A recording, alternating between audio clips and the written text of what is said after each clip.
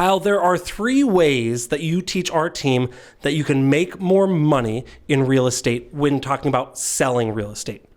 You can sell more houses, you can take a higher percentage, or you can sell higher price points. I want you to give some feedback and some kind of actionable tips on how we can do each of those in today's podcast. Cool. Yeah, this is I think this is old school Dan Kennedy or Jay Abraham. Somebody is one who came up where traditionally it's like you either increase the amount of things you sell, the frequency, or the price point. This is slightly different because we have a little bit more variable on here. But yeah, this is like old school marketing. So it's just taking the old school philosophy, but applying it specifically to our real estate industry. And I would argue that there's maybe a fourth one, the frequency of sale, which is something that the original version talks about. Wouldn't that be more houses? I guess it'll probably fall into that, more houses. So we'll run with it. Maybe more units or more. It could be the same house multiple times. I think it's because we're working on all these project-based things that my mindset is in this right now. So it'll be fun to dive into. Cool. Well, welcome to the Whissel Way podcast. My name is Kyle Whissel, your host with Whissel Realty Group and eXp Realty in San Diego. And I'm Bryan Koci. The goal of our show is to give you the tools, techniques, and tactics to go out there and crush it in your business. The way that we like to do that is to answer the questions that you have for us. So if you ever have a question, you want to have us answer it here on the show, you can always go to thewhisselway.com.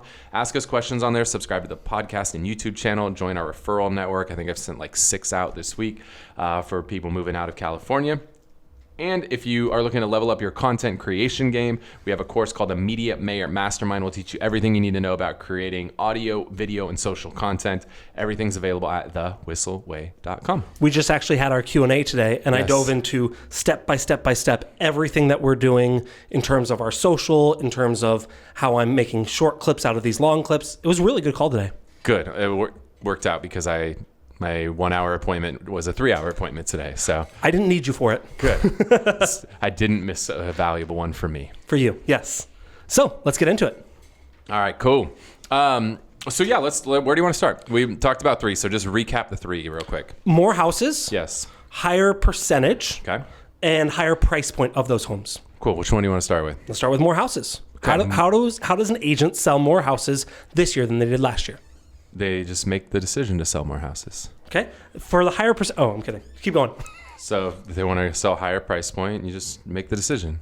Okay. And what about a higher percentage on commission? Probably just make this the decision. Okay. Thank you guys so much for watching this week's episode of the Whissel Way podcast. That was a record, I think. Yeah. Well, honestly, all 3 of these is you making a decision. You making a decision that you're not happy with the number of homes you're selling, not happy with what your average commission is, or not happy with where your average price point is. Ultimately, you have to make that decision. None of these things are going to change or improve unless you make a conscious decision that where you're at is not where you want to be, that you want to get to a higher level. Whether that's selling 1 more home per year, whether that's getting 0.1% more commission, or getting $1,000 more on your average sale price. Any one of those. I don't care if you have small goals or big goals, but you're never going to make a change unless you make the decision that you're ready to grow, that you want more for yourself. And I think it all starts there. Bryan, one of the things Parker Pemberton and I love Parker. Parker's amazing, right? So we got all the final numbers from eXp for 2024, and Parker finished number 1 in the world for units, and we finished number 1 in the world for volume. Good. Which is pretty freaking cool. Yeah. So I love that if there's anybody we get to share that title with, I love that it's Parker. I do too. Amazing guy out of Minneapolis. Shout out to Parker Pemberton. Pemberton Homes team up there doing amazing things. You know what's funny? Whenever I use an example of an agent outside of San Diego, I always go to Parker. Yeah. I'm like, if Parker wanted to do this, I don't know why. Yeah. Yeah, I love and that guy. So Parker and I were talking, and it was funny. We were saying, with where we landed last year, a lot of people are reaching out what did you do? How did you get to where you are? And what's funny is neither one of us did anything special, did anything different with the business. It wasn't like we found this new magic lead source or the new app, this new widget. There was really nothing new that either one of us did in the business. What was new was what we did up here. It was really what we changed in ourselves, right? For him, he stopped drinking, got more into fitness, got more disciplined, got more committed, like had a big life change of who he is as a person, which allowed him to be a better leader, to show up for his team, which allowed his team to grow. For me, a lot of it was getting out of the way. I think a big thing I did in 24 is got out of the way. And I made the decision to really trust in the team that I've assembled to get and step back and just let them run. And it wasn't, that was a decision that I made, that I have amazing people in place and I just need to get out of the way and let them go. The more I get involved, I'm actually getting in their way, and I need to trust in my people to let them run and stop holding them back. And so for both of us, it wasn't any like monumental change in lead sources or anything. It was changes we made in our heads. We made this decision that we wanted to grow. And for him, it was becoming a better person, right? Eliminating some of the negative things from his life. For me, it was just letting go. But both of those were decisions that were made in our head, which is a really interesting thing, because I think everybody's thinking like, oh, you just do this app, this widget, this lead source. It's not about that. Like, everything starts with you. It starts with making a conscious decision that you're not happy where you're at and you want more for yourself. And so you have to make that decision. You have to commit before you can make a change. These things aren't going to change on their own. You got to really make this commitment that you're not happy where you're at. You want more for yourself. You want to grow. That's where all of this starts before we dive into like tactic and strategy on this. Okay, good. I'm glad you said before we dive in. I'm like, we're not going to the next one until you give me some tactics. I know. I feel like it's funny. This is going to be a year where like everybody's like trying to pull this like magic sauce out of us, and there is no magic sauce. Like, let's not downplay what we've done and all the work that it's taken. Looking at it now, it's like, oh yeah, cool, we're just doing the same. But we've spent 3, 4, 5 years on EOS really struggling to get momentum, and now that momentum is finally coming. So I think our EOS implementer calls it the flywheel. The flywheel. So it takes a while for it to get some momentum, but once it does, it's almost a perpetual motion. And so we're starting to see that, but the last couple of years, we're not that. Yeah. But in order to grow, again, for us, a lot of it was me getting out of the way, trusting in my team, empowering them to make decisions. And that was a huge shift for us. So, I think that's phenomenal for everyone, whether you're a team leader, whether you're an agent, whether you're an assistant, whoever you are, making that mindset of, I want to do better, I want to do more, I can set goals, right? Yeah. Well, let's start there, right, with letting go. How do you sell more homes? You got to let go of some things. Like, if we want to talk about how do you sell more homes, you've got to let go of a lot of the tasks and activities that you're doing on a daily basis, because there's only so many hours in a day. And, obviously there's some people who work 100 hours a week, and there's some that work 1 hour a week. You could just work more hours and you probably would sell more homes. But ultimately, once you get to your capacity, right, if you're 40 hours a week, let's just run with that, which is really part-time in real estate. I don't know if you guys know this. Like, if you're working 40 hours a week, you're a part-timer. You might not want to hear that, but that's just how it works. You want a 40-hour-a-week job, like, go do something else. But if you're a realtor, 40 hours a week is part-time.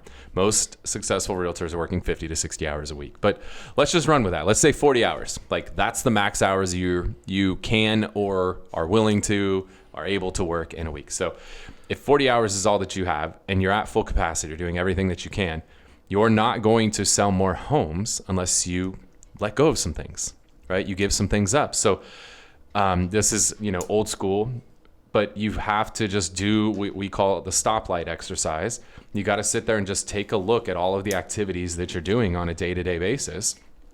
For me, I recommend that you just stop at lunchtime, write down everything you did in 30-minute increments, and then at the end of the day, do it again. And just track this for a week or two, depending on, how much variability you have in your schedule. And then at the end of a couple weeks, just take that calendar, everything that you love doing and is at or above the level income-wise where you want to be, you highlight that in green. Everything you hate doing or below the income level you want to get to is in red.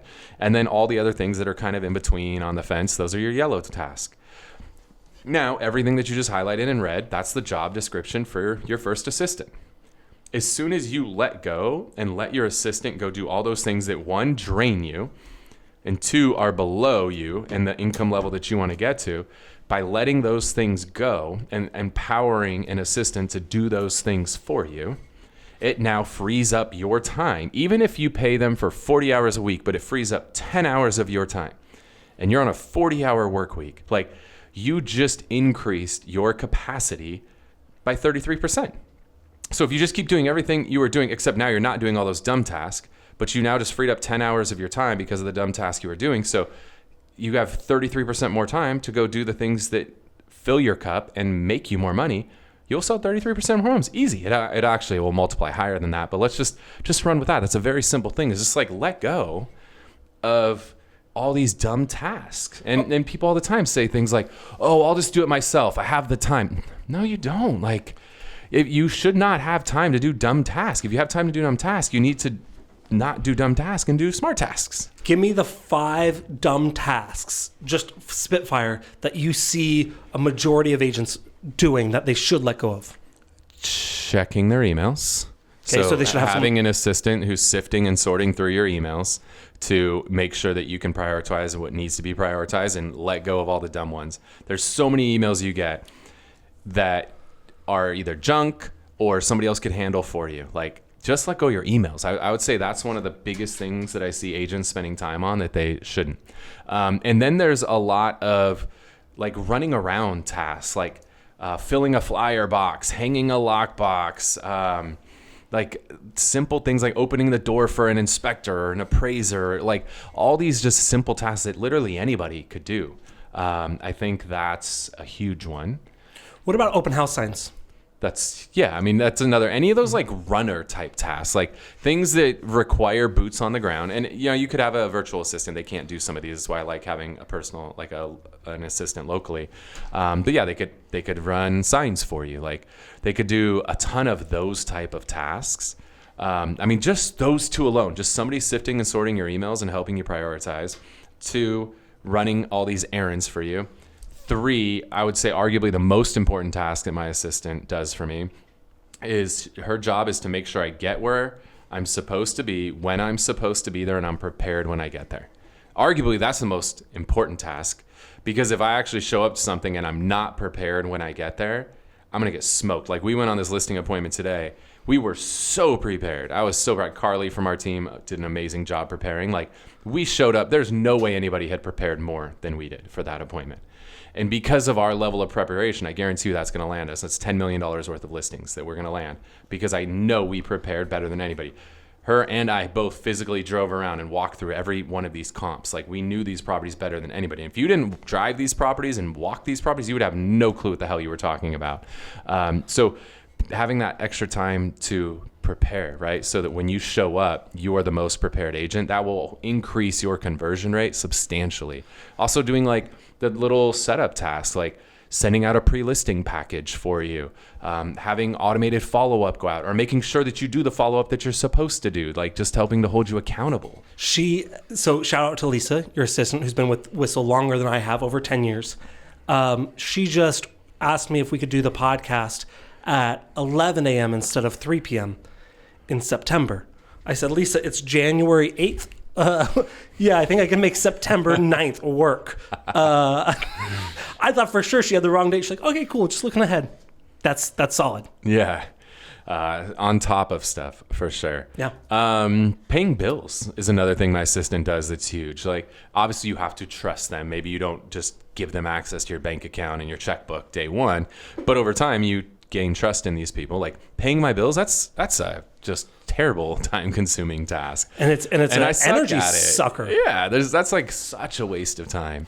There's tons of them. We just gave you like 10 of them, guys. Like those are all things like just let go of the vine, right? Let go of these things. Let somebody else do these for you. These things that drain you and are below where you want to be on an income level. Do the things that fill your cup and are at or above the level where you want to get to.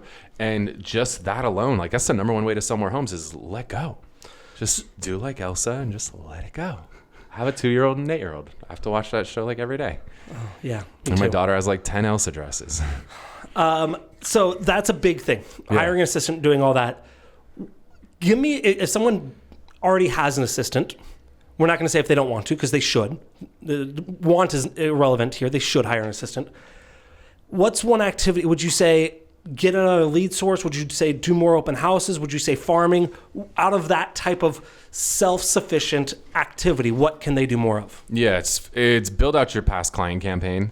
That's the number one thing if you want to sell more homes is take better care of your clients and love on them, not only during the transaction, but after the transaction. I know we did an episode recently on our past client campaign, so we'll link to that in the show notes. But here's the thing. I've asked this question in front of thousands and thousands and thousands of people over the years. What would you rate your past client follow-up campaign? How many people in this room, and I've been in rooms of like 5,000, I've asked this question. How many of you in this room would rate your past client follow-up campaign a 10 out of 10? Meaning it couldn't get any better. It's perfect. 0 hands in a room of 5,000 people. What are we doing worrying about like anything new? Why do we need any new lead sources? And you don't need any new lead sources until you take care of your existing people. Why do you want to go chase new people so you can not take care of them too?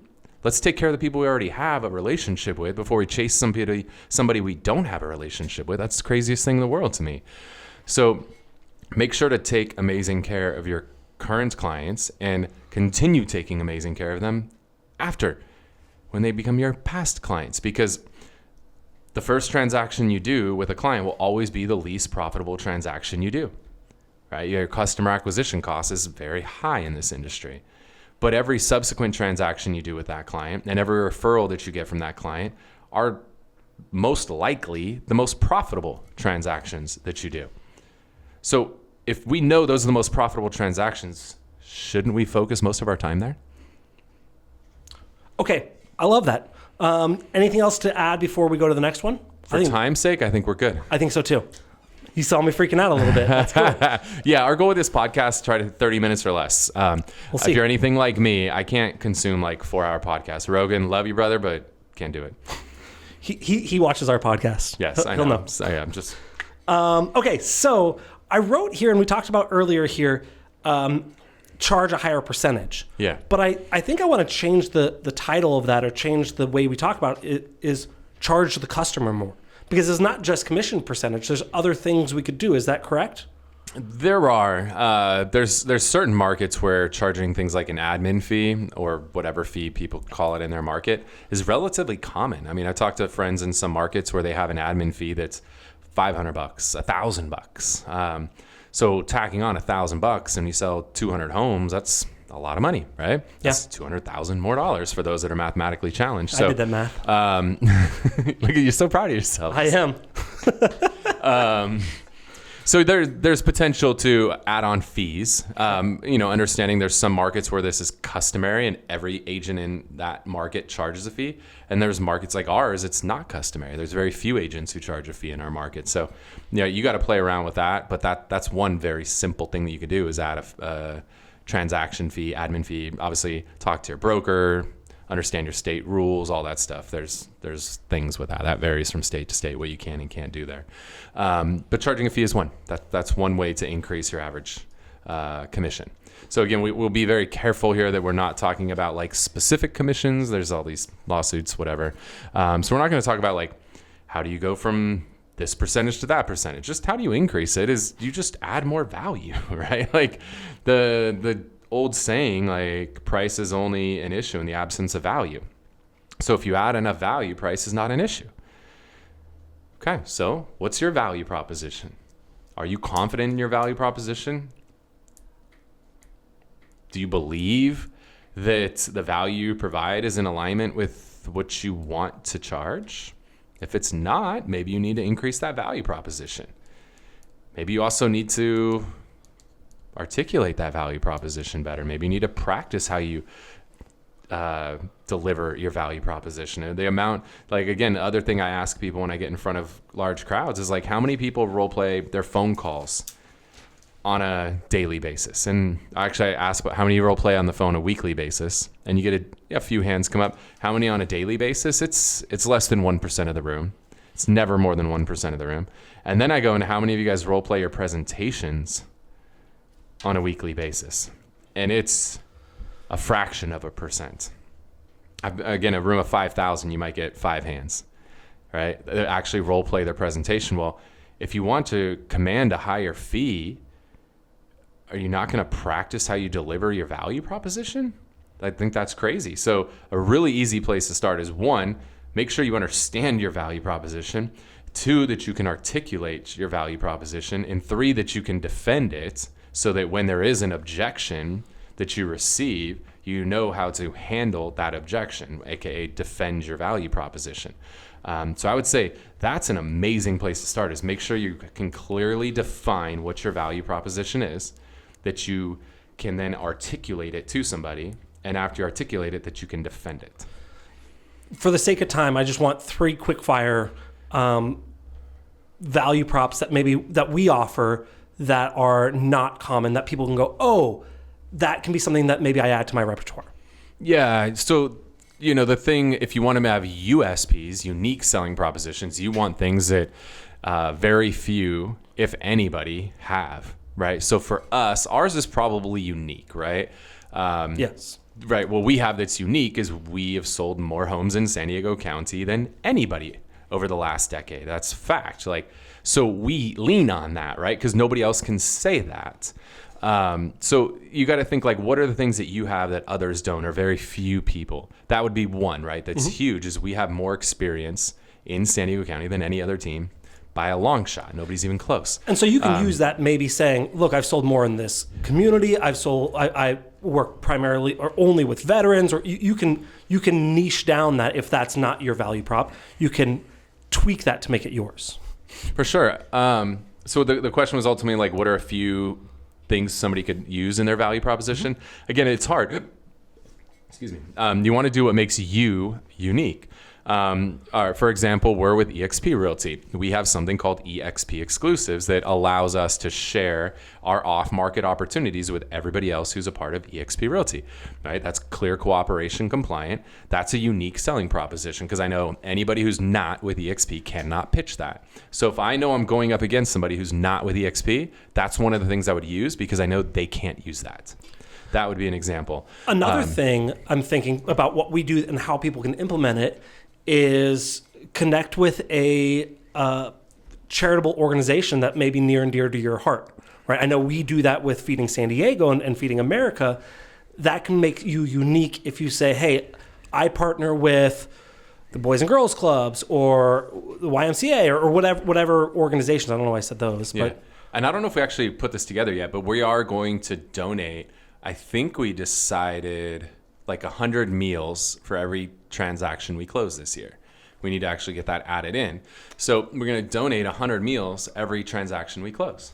That's a unique selling proposition, right? Who else is doing that in your market? Is your competitor, today, we literally walked out the door, the next agent walked in the door, is he doing that? No, that's a unique selling proposition. That's something you do that's unique, that very few, if anybody else, is doing in your market.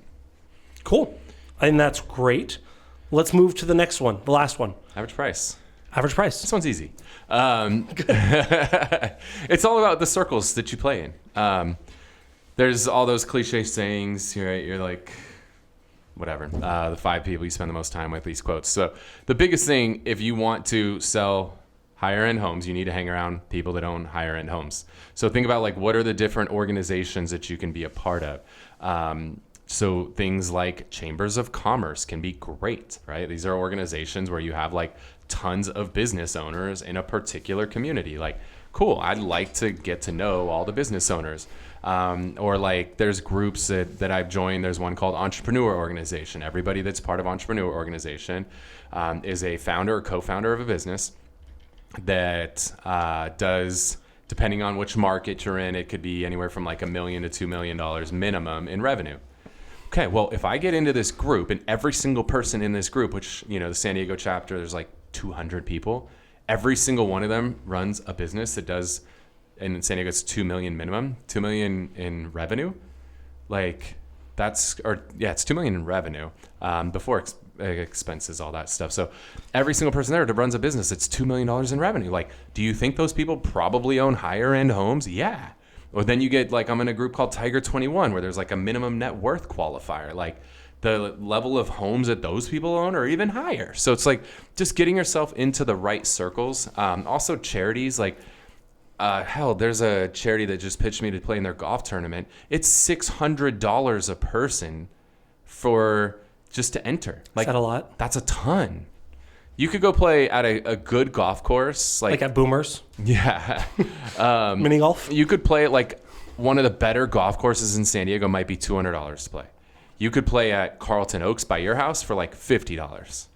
So I don't think like one of the better golf courses that's not private in San Diego is like $200 to play at. This is $600. Most tournaments that we play in are between $100 and $200 to play in a tournament. This is $600 to play in. So the people who are spending $600 to play in a charity golf tournament have some freaking money. They have some higher end homes. So maybe you become a part of that charity. Maybe you sponsor the freaking golf tournament because every person there spends $600 just to play, which is about 4 times the average, at least for what golf tournaments normally cost here in San Diego. So charities, like getting involved, obviously find something that you're truly connected to. Don't just do it just because you want to be around these people. Like find the charity that connects to you and then get involved in that charity because charities run off of donations. Well, who makes donations? It's usually not poor people making big donations. I'm just being honest. It's wealthy people make big donations. So find the organizations that connect to you where there are people making big donations like $600 to play in a golf tournament, and you're probably going to find some people who own higher end homes. Also, just like your marketing, you should level up your marketing. So find a way to do that. Your presentation, right? Go all out every time. It's the way that you present yourself. It's the quality of the marketing. All of those things are going to come into play. What would you say about geographically farming higher price point homes? Yeah, that's simple. I mean, if you don't like the average price and you're buying like pay-per-click leads in a $500,000 market and you want to do deals in a $1 million market, like stop buying $500,000 leads. Go buy $1 million leads. Go buy $2 million leads. Do open houses where you have $1 million properties. Like know the neighborhoods. Go to the broker caravans in the $1 million neighborhood. Like really get to know that neighborhood, get to know the people, the movers, the shakers, and the charities, all of that stuff. Just get involved in the community. I love it. I'm just going to Google what charity has the richest people in it, and that is near and dear to my heart. I'm just kidding. I'm actually curious. What do you think? Which charity has the wealthiest donors? What do you think the answer is? Let's just run this through. I want to say something maybe about breast cancer, maybe American Red Cross. I'm trying to think about celebrities, but I don't care about celebrities, so I don't know what they do. I got to think it's like Red Cross or Susan B. Komen. Maybe something. This is according to GPT. Silicon Valley Community Foundation, okay. Bill and Melinda Gates Foundation, that makes sense. Open Society Foundation, Robin Hood Foundation, Habitat for Humanity. For whatever it's worth, that's just what GPT said. Find your market. Boys and girls clubs tend to have very wealthy donors. You find that a lot of the donors, like that organization, we've done some stuff with them, are a lot of the people that donate are people who like came through their program when they were kids. I went to Boys and Girls Clubs when I was a kid.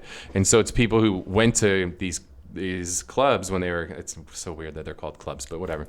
Went to one of these clubs and now they're doing very well for themselves. They want to get back, right? So, or alumni foundations for like your school, your college, like those are people that came through a system and now they want to get back. Like all of those things are great. And you have something in common. Yes. I love it. All right. Well, I think people are going to make a lot more money this year.